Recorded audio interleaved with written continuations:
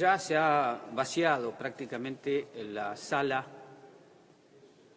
del Consejo de Derechos Humanos de la ONU en Ginebra, donde han tenido lugar y están teniendo lugar los exámenes periódicos universales de varios países, entre ellos algunos latinoamericanos. Hemos venido hablando de esos exámenes, el examen de la Argentina, de Perú y de Guatemala.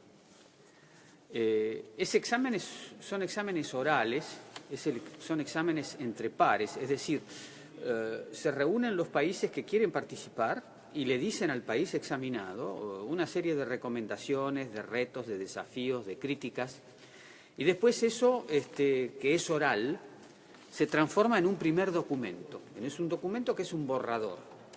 Y ante ese borrador, el país tiene que decidir si acepta esas recomendaciones, si las rechaza o se las lleva a estudio. Ahora se ha puesto de moda que para desinflar un poco la presión que significa para cualquier gobierno ese tipo de examen, los países se llevan todas las recomendaciones a estudio. Entonces, eso les permite ganar un poco de tiempo, consultar, definir qué van a hacer. En este caso, si se las llevan ahora a estudio, tendrán que responder en el mes de marzo del 2018, que es cuando cuando se reúne el Consejo de Derechos Humanos, y ahí se tiene que aprobar ese documento, que es un borrador. Todo documento en la ONU que no es aprobado por un órgano no existe. Existe cuando es aprobado por un órgano. Ese órgano es el Consejo de Derechos Humanos, y acaban de emitir el documento del examen periódico universal de Perú, que hicimos un breve comentario hace unos días. Es decir, han pasado 72 horas bajo un control de una troika de 3 países que se tiran por sorteo. Los funcionarios de la ONU transforman esas preguntas orales que se hicieron en la sala hace unos días en un documento escrito. La formulación de las recomendaciones tiene que tener el acuerdo de los países que la formularon y también del país examinado, en este caso el Perú. Bueno, lo interesante es que Perú se mantiene con un término medio de recomendaciones. Este es el documento. Está escrito en inglés, es el examen periódico universal de Perú, y lo interesante es que se llegan a 182 recomendaciones.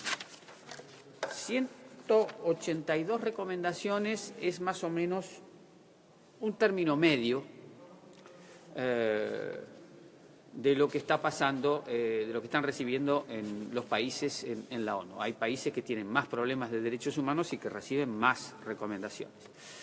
El hecho de 182 recomendaciones Perú, 188 la Argentina, significa que son países de término medio, quizá un poquito por encima de la media, donde no hay zonas de no protección en el Estado. En todas las zonas el Estado ejerce, alguno de sus poderes ejerce protección. Esa protección puede ser insuficiente, equivocada, pero hay una voluntad del Estado de cubrir la totalidad de las problemáticas de derechos humanos que se observan. Bueno, Perú tiene varios desafíos que afrontar. Los está afrontando. Hay retos. Hay cosas que en otros países quizá resulten llamativas. Por ejemplo, Perú está enfrentando lo que fue en una época las esterilizaciones forzadas de las mujeres, llevada adelante por el gobierno de Fujimori. Eso se está tratando ahora judicialmente. El Ministerio Público está al frente de eso y tiene que haber una reparación a las víctimas que fueron esterilizadas de forma forzosa. Después hubo una guerra sucia entre aquel movimiento revolucionario, terrorista, según cómo lo caracterizan unos y otros, enfrentado al Estado, y lo enfrentaron gobiernos democráticos o elegidos democráticamente que asumieron una lucha y, por lo general, algunos de ellos, parte de esa lucha, la realizaron ilegalmente. Lo cierto es que entre 1980 y 2000 hubo una suerte de guerra sucia más que nada entre el gobierno de Fujimori y el Sendero Luminoso. Hubo miles de víctimas, no se sabe cuántas son, y bueno, ahora está la búsqueda de esas víctimas y cerrar ese capítulo. Hay 3.410 cadáveres que ya han sido encontrados y 1.973 ya han sido identificados. Y hay algunos casos puntuales, como algunas matanzas específicas que están en vías de esclarecerse. Entonces, en estas recomendaciones aparece el aliento, la exhortación a que se termine ese periodo, a que se terminen de esclarecer esos casos y en el caso de Estados Unidos les dice a Perú que tienen que tomar todos los casos que han sido denunciados. Después están las poblaciones indígenas.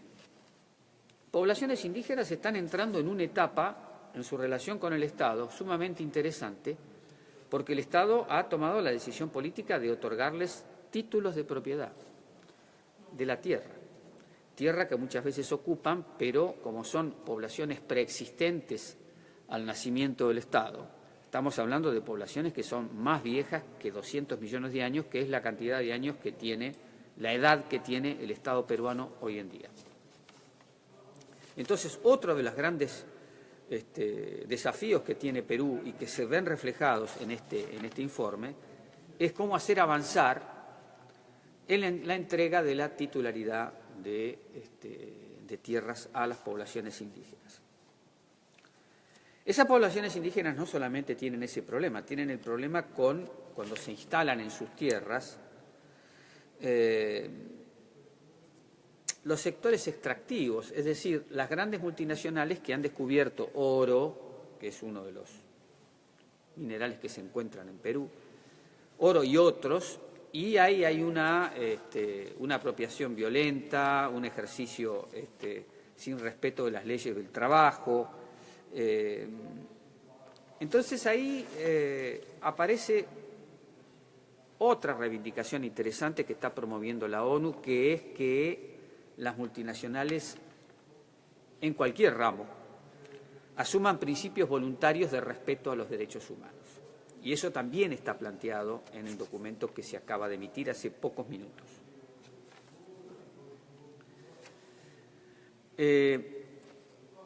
Perú también tiene, como casi todos los países latinoamericanos, un problema de superpoblación carceral.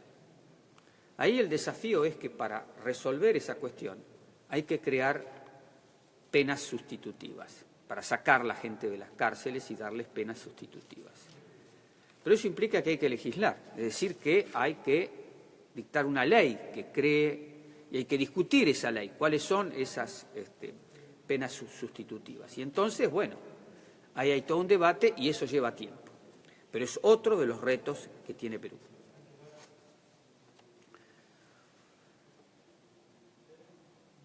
Después está la cuestión de la comunidad LGBTI, que, como en otros países de América Latina, están siendo vilpendiadas, están siendo avasalladas, están siendo menospreciadas, están siendo excluidas. Y la política de la ONU es justamente que eso no ocurra, generar una ola en sentido inverso. Entonces hay muchos países que se hacen eco de esos principios de la ONU y le están diciendo a Perú que tiene que mejor integrar esa población LGBTI en su Estado. La violencia contra la mujer es un problema también existente en el Perú. Hay feminicidio denunciado, hay castigo físico contra menores, y entonces hay un aliento a que esa problemática se le dé la debida importancia. Creo que estamos ya llegando al final sobre las recomendaciones más importantes con respecto al Perú. Está la pena de muerte. Es uno de los países en América Latina donde la pena de muerte no ha sido abolida. Existe la pena de muerte, incluso hay una reglamentación, un principio de reglamentación en la Constitución Nacional de Perú. La pena de muerte está suspendida de alguna manera en Perú, pero la Corte Suprema autoriza la pena de muerte cuando hay traición, por ejemplo, en conflicto con otro Estado. Ustedes saben que Perú ha tenido guerras con estados vecinos en la historia y que eso repercutió en la Constitución Nacional. Entonces la ONU le dice una cosa muy simple a los estados: alienten a los demás a ratificar un protocolo, que es el protocolo facultativo al Pacto de Derechos Civiles y Políticos. Cuando se crea la ONU de Derechos Humanos, después de la Declaración Universal, la ONU crea dos pactos: el Pacto de Derechos Civiles y Políticos y el Pacto de Derechos Económicos, Sociales y Culturales. Después, toda la lucha que llevó la ONU para la lucha abolicionista de la pena de muerte, se dijo, bueno, los países que quieren abolirla, le vamos a dar la oportunidad. Crearon un protocolo facultativo al Pacto de Derechos Civiles y Políticos y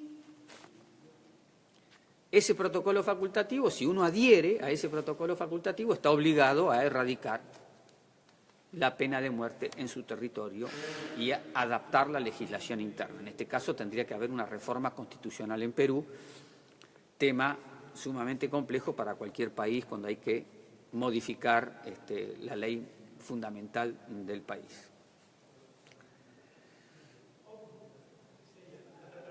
Hay discriminación también contra afrodescendientes, hay también discriminación contra migrantes.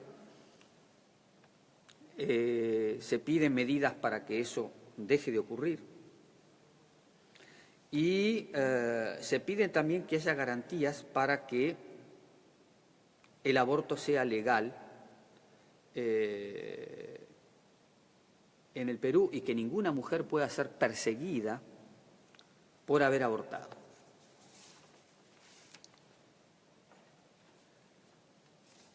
Pese a los problemas que han tenido políticamente Perú con Venezuela a causa de la crisis venezolana, la actitud firme que ha tenido el presidente peruano, la actitud dura que ha tenido el presidente peruano con respecto a la crisis venezolana, esto no ha generado que sean cerradas las puertas de Perú para los migrantes de origen venezolano y eso fue puesto en